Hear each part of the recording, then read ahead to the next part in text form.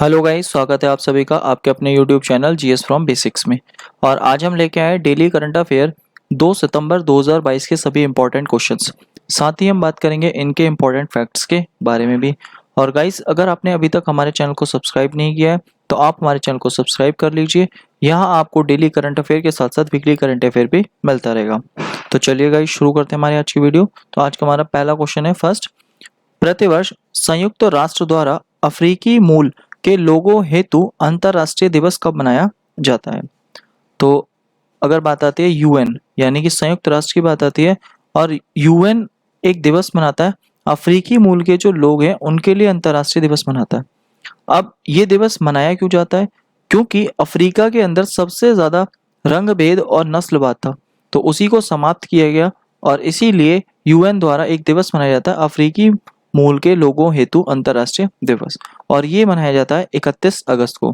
तो option D इसका right answer है, 31 अगस्त।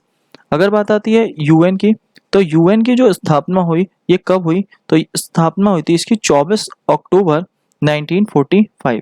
तो 24 अक्टूबर 1945 को यूएन की स्थापना हुई थी न्यूयॉर्क में, और न्यूयॉर्क जो है ये है यूएसए में। और अगर हम बात करें कि वर्तमान में इसमें कुल कितने देश हैं, तो इसमें 193 देश हैं, और इसके जो वर्तमान में महानिदेशक हैं वो हैं एंटोनियो गुटेरस। और अगर हम बात करें कि भारत की तरफ से यूएन में एक स्थायी प्रतिनिधि हैं, वो कौन है? वो है रुचिरा काम्बोज। तो इनका नाम भी आपको याद रखना है। और अगर हम बात करें कि जैसे ही अंतर्राष्ट्रीय दिवस अफ्रीकी मूल के लोगों के लिए रंग भेद और नस्लवाद के लिए था, तो वैसे ही भारत में एक आर्टिकल है हमारा, आर्टिकल 17। तो अस्पृश्यता या छुआछूत का अंत जो हुआ है वो आर्टिकल 17 के अंतर्गत हुआ है। इसके अलावा अगर बात आती है दास प्रथा, तो दास प्रथा की जो समाप्ति हुई है वो सन 1843 में 1843 में लॉर्ड एलन बरो के समय में हुई थी।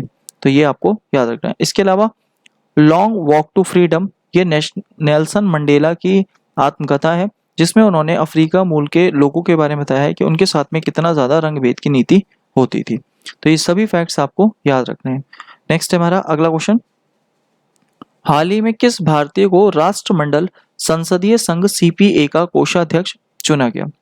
तो अगर बात आती है भारतीय को चुना गया है, और ये भी राष्ट्रमंडल संसदीय संघ इसका कोषाध्यक्ष चुना गया है।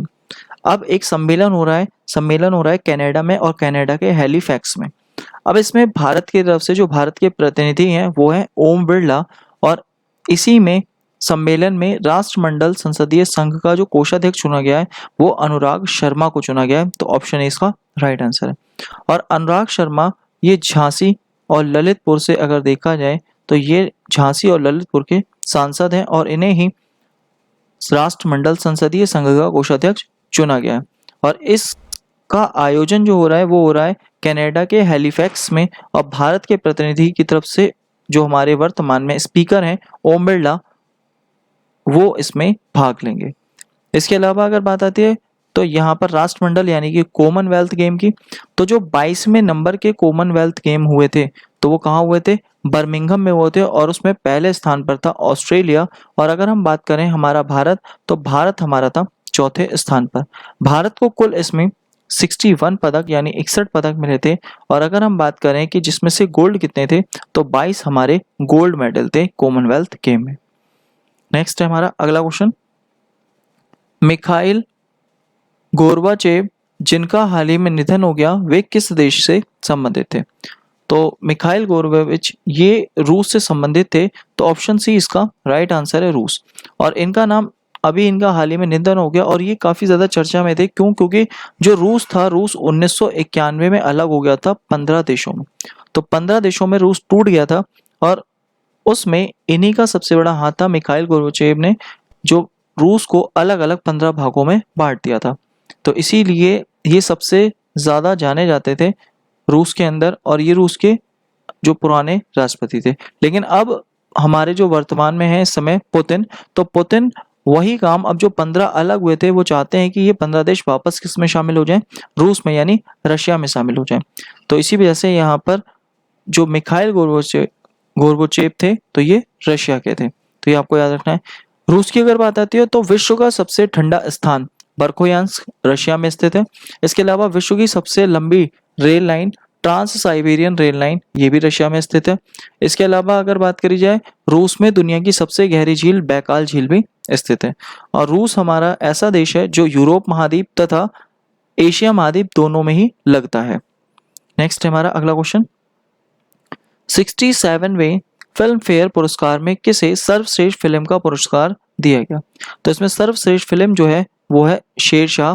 शेरशाह को सर्वश्रेष्ठ फिल्म का पुरस्कार दिया गया है और 67वें फिल्म फेयर पुरस्कार में। अब इसके अलावा अगर हम बात करें कि कौन से डायरेक्टर को मिला है, तो डायरेक्टर अगर देखा जाए, जो शेरशाह मूवी के डायरेक्टर हैं उन्हीं को इसका बेस्ट डायरेक्टर का अवार्ड मिला है, विष्णु वर्धन। तो इनका नाम भी आपको याद रखना है, विष्णु वर्धन को बेस्ट डायरेक्टर का अवार्ड मिला है। पिक्चर हो गई शेरशाह, इसी के ये डायरेक्टर हैं विष्णु वर्धन। इसके अलावा अगर हम बात करें जो हमारे अभिनेता हैं, तो कौन से अभिनेता को इसका अवार्ड मिला है बेस्ट एक्टर? तो बेस्ट एक्टर यानी बेस्ट अभिनेता का जो अवार्ड मिला है वो मिला है रणवीर सिंह को। और रणवीर सिंह को उनकी मूवी आई है 83, उसके लिए ये अवार्ड मिला है। इसके अलावा अगर हम बात करें कौन सी अभिनेत्री को मिला है सर्वश्रेष्ठ अभिनेत्री का खिताब, तो सर्वश्रेष्ठ अभिनेत्री का खिताब मिला है कृति सेनन को। तो कृति सेनन को सर्वश्रेष्ठ अभिनेत्री का खिताब मिला है और इनकी एक पिक्चर है मिमी, उसके लिए उन्हें ये खिताब दिया गया है। तो ये सभी बातें आपको याद रखनी है, फिल्म कौन सी है, डायरेक्टर कौन से हैं, अभिनेता कौन से हैं और अभिनेत्री कौन सी है। नेक्स्ट है हमारा अगला क्वेश्चन, हाल ही में चर्चा में रहे अमलान बोरगोहेन कौन है? तो अमलान बोरगोहेन अगर देखा जाए, ये अभी हाल ही में चर्चा में आए थे। अभी उत्तर प्रदेश के रायबरेली में एक चैंपियनशिप हुई थी, इंटर रेलवे चैंपियनशिप, और वहां पर 100 मीटर की रनिंग हुई और 100 मीटर की रनिंग को इन्होंने 10.25 सेकंड में पूरा कर लिया।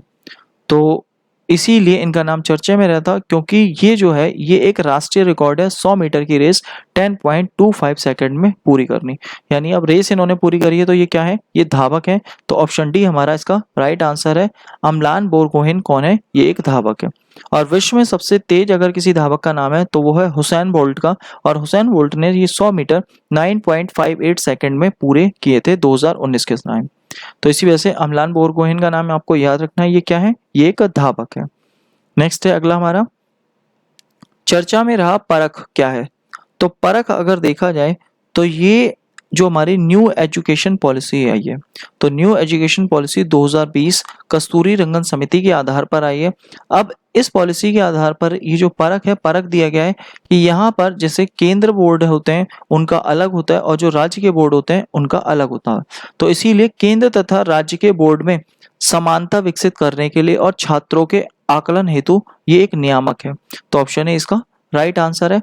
परख मतलब बच्चे जो हैं वो अलग अलग बोर्ड से अगर पढ़ते हैं तो वो कितना सीख पाते हैं, तो इसी बात का छात्रों के आकलन हेतु एक नियामक है परख। और परख हाल ही में चर्चा में आया और ये न्यू एजुकेशन पॉलिसी के तहत आया, और न्यू एजुकेशन पॉलिसी कस्तूरी रंगन समिति के तहत लागू की गई। नेक्स्ट है हमारा अगला क्वेश्चन, हाल ही में किस संस्था या परिषद ने इंडिया @100 के लिए प्रतिस्पर्धात्मकता का रोड मैप जारी किया है? तो ये किया है प्रधानमंत्री की आर्थिक सलाहकार परिषद ने। और अगर हम बात करें भारत के वर्तमान में जो मुख्य आर्थिक सलाहकार हैं वो कौन है? वो है अनंत नागेश्वरन। तो अनंत नागेश्वरन द्वारा इसकी शुरुआत की गई। अब जो इंडिया @100 है ये क्या है? तो ये जो भारत आज़ाद हुआ था 1947 में हुआ था और इसे 100 साल पूरे हो जाएंगे 2047 में। तो ये जो 100 साल का गैप है, अभी हमने एक दिवस मनाया था 75वीं वर्षगांठ मनाई थी, जो 76वीं वर्षगांठ थी, और 75वां अमृत महोत्सव चल रहा था, 75 साल पूरे हो गए थे आज़ादी को। तो 100 साल पूरे हो जाएंगे 2047 में। तो इसी के लिए अब हमारे जो बचे हैं वो हमारे 25 साल बचे हैं। तो उन 25 सालों को आज़ादी का अगर देखा जाए अमृत वर्ष घोषित किया गया है। इसीलिए ये जो हमारे 25 साल हैं ये अमृत वर्ष हैं और इन्हीं को बोला गया इंडिया @100। तो इसी के लिए रोड मैप जारी करा है, वो किसने करा है? प्रधानमंत्री के आर्थिक सलाहकार परिषद ने। और ये कौन है जो हमारे भारत के मुख्य आर्थिक सलाहकार हैं? ये है अनंत नागेश्वरन। इनका नाम आपको याद रखना है। नेक्स्ट हमारा, भारत की आज़ादी के 75 वर्ष पूरे होने के उपलक्ष्य में किसने रंग स्वाधीनता का आयोजन किया है? तो 75 साल पूरे हो गए हैं और हमने जो मनाई थी इस बार वर्षगांठ, तो वो 76वीं वर्षगांठ मनाई थी और इसी के उपलक्ष्य में रंग स्वाधीनता का कार्यक्रम आयोजित किया गया। ये संगीत नाटक एकेडमी के द्वारा आयोजित किया गया है। और अगर बात करें ये 2022 में जो हमारा स्वतंत्रता दिवस मनाया गया ये 76वें नंबर का मनाया गया, लेकिन इस बार जो कन्फ्यूजन रहा है वो 75वीं वर्षगांठ का रहा है। तो 75वीं तो वर्षगांठ थी और अगर बात करें कि 76वां हमारा स्वतंत्रता दिवस था, ये आपको याद रखना है। नेक्स्ट है हमारा अगला क्वेश्चन, हाल ही में किस देश की रानी मैक्सिमा ने राष्ट्रपति श्रीमती द्रौपदी मुर्मू से राष्ट्रपति भवन में मुलाकात की है? तो रानी मैक्सिमा ये नीदरलैंड की है, तो ऑप्शन सी इसका हमारा राइट आंसर है। तो रानी मैक्सिमम जो नीदरलैंड की है, इन्होंने ही हमारे भारत की राष्ट्रपति श्रीमती द्रौपदी मुर्मू जी से मुलाकात की उनके राष्ट्रपति भवन में, और यहाँ पर इन दोनों के बीच में जल समझौतों को लेकर चर्चा हुई। और अगर हम बात करें जो हमारी राष्ट्रपति हैं वर्तमान में, ये भारत की दूसरी महिला राष्ट्रपति हैं। जो पहले थी वो प्रतिभा पाटिल थी और अब जो बनी है वो दूसरी हमारी महिला राष्ट्रपति द्रौपदी मुर्मू जी बनी है, और ये भारत की पहली आदिवासी महिला राष्ट्रपति हैं, तो इसीलिए इनका नाम काफी ज्यादा चर्चा में रहा था। नेक्स्ट है हमारा अगला क्वेश्चन, 1 सितंबर 2022 को निम्न में से किस राज्य में नुआखाई जोहार उत्सव मनाया जाएगा? तो नुआखाई ये एक उड़ीसा का उत्सव है, तो ऑप्शन बी इसका राइट आंसर है। और नुआखाई के अलावा रज पर्व और धनु यात्रा ये भी उड़ीसा के ही पर्व हैं, तो इसीलिए ये उड़ीसा में इसकी शुरुआत होगी और उड़ीसा में ये पर्व मनाया जाएगा। और नुआखाई मतलब जो नई फसल आती है, तो नई फसल जो एक सामेश्वरी मंदिर है उसमें एक देवी होती है, मातृ देवी, तो उन्हीं को जितनी भी फसलें होती हैं उनका अगर देखा जाए पहली भेंट चढ़ाई जाती है, इसीलिए ये त्योहार मनाया जाता है नुआखाई, जिसमें नुआ का मतलब होता है नया और खाई का मतलब होता है चावल। तो यहाँ इसी वजह से ये जो उड़ीसा में मनाया जाता है नुआखाई महोत्सव मनाया जाता है। तो ये थे हमारे आज के इंपॉर्टेंट क्वेश्चंस। साथ ही हमारा लास्ट वीडियो सवाल, हाल ही में किस देश ने दुनिया की सबसे कम प्रजनन दर का अपना ही रिकॉर्ड तोड़ा है? तो इसका आंसर था दक्षिण कोरिया। और हमारा आज का सवाल है, अंतरिक्ष में जाने वाली पहली अमेरिकी मूल निवासी महिला कौन होगी? तो इसका आंसर आपको हमारे कमेंट बॉक्स में देना है। साथ ही आज की पीडीएफ फाइल आप हमारे टेलीग्राम ग्रुप, व्हाट्सएप ग्रुप और डिस्क्रिप्शन बॉक्स के लिंक से भी डाउनलोड कर सकते हैं। और गाइस वीडियो अच्छी लगी हो तो प्लीज़ वीडियो को लाइक करें, शेयर करें, कमेंट करें और चैनल को सब्सक्राइब करें। Thank you guys, thanks for watching.